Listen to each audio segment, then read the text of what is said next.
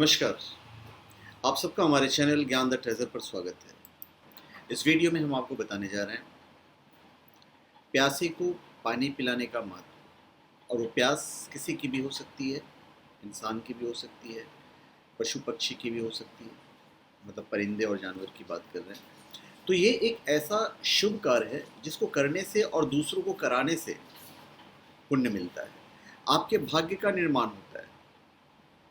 जो लोग ऐसे शुभ कार्य करते हैं उनकी 7 पीढ़ियां तक लक्ष्मी मेहरबान रहती है, इतनी महिमा बताई गई है। गर्मी में पानी को अमृत के समान माना जाता है। और जब भी आपको प्यास लगती हो, जब आपको प्यास लगती है, मनुष्य को प्यास लगती है, तो कहीं भी मांग कर पी लेता है। लेकिन मुख्य पशु पक्षियों को प्यास में तड़पना पड़ता है। हालांकि जब वे प्यासे होते हैं तो घरों के सामने दरवाजे पर आकर खड़े हो जाते हैं। कुछ लोग पानी पिला देते हैं तो कुछ लोग भगा भी देते हैं। तो इस गर्मी में या जब भी उन्हें प्यास लगे पशु पक्षियों को, तो उसको बुझाने के लिए लोगों को प्रयास करना चाहिए। गर्मियों में कई परिंदों और पक्षियों की मौत पानी की कमी के कारण हो जाती है। तो लोगों का थोड़ा सा प्रयास घरों के आसपास उड़ने वाले परिंदों की प्यास बुझाकर उनकी जिंदगी बचा सकता है। सुबह आंखें खुलने के साथ ही घरों के आसपास गोरैया, मैना और अन्य पक्षियों की चहक सभी के मन को मोह लेती है। सोचिए कितना अच्छा लगता है।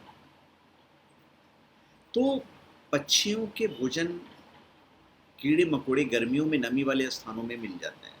खुले मैदान में कीड़ों की संख्या कम हो जाती है, जिससे पक्षियों को भोजन खोजने में काफ़ी मशक्कत करनी पड़ती है। और उसके बाद फिर प्यास। तो हम इस वीडियो में सिर्फ प्यास की ही बात करेंगे। अभी गर्मी में तापमान से राहत मिलना बड़ा मुश्किल हो जाता है, शरीर में पानी की कमी हो जाती है। तो ऐसे स्थिति में ये जो प्यास बुझाना है, तो ये सकाम है। तो सकाम कर्म ऐसे कर्म हैं जिनके फल अवश्य प्राप्त होते हैं। सकाम कर्म अच्छे भी हो सकते हैं और बुरे भी। इनमें से कुछ कर्म तुरंत फल देने वाले होते हैं और कुछ कर्म बाद में फल देते हैं। बाद में फल जो देते हैं, जो कर्म बाद में फल देते हैं, उसे संचित कर्म कहना चाहिए या कहलाते हैं। फल प्राप्ति की आशा से किए गए कर्म ही सकाम कर्म है।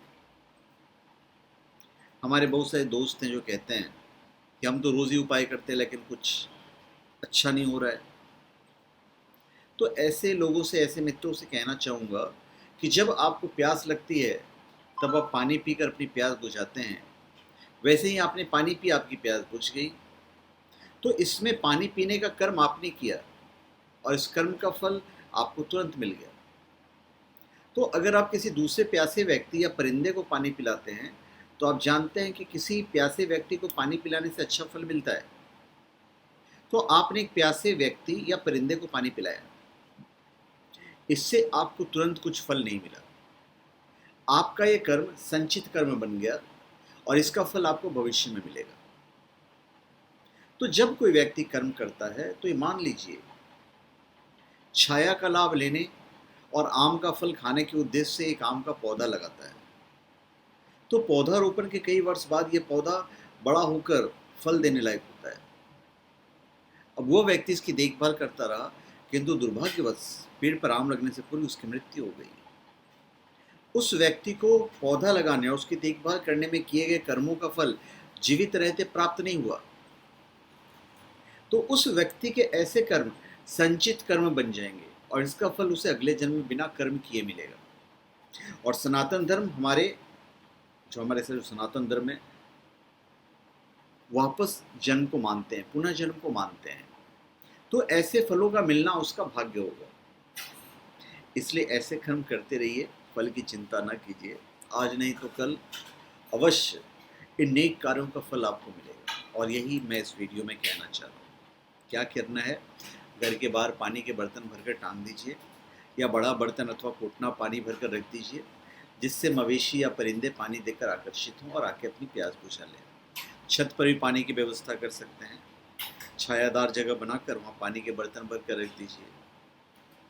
हो सके तो पक्षियों के लिए चना, चावल, ज्वार, गेहूँ जो भी घर में उपलब्ध हो, उस चारे को भी रख दीजिए। और कम पानी वाले जल स्रोतों को गंदा ना करें। इससे पशु पक्षियों के लिए पानी की व्यवस्था हो सकती है। तो धन्यवाद, आप सबका हमारे चैनल पर स्वागत है। आप हमारे चैनल को सब्सक्राइब करें और अपने कमेंट कीजिए। धन्यवाद।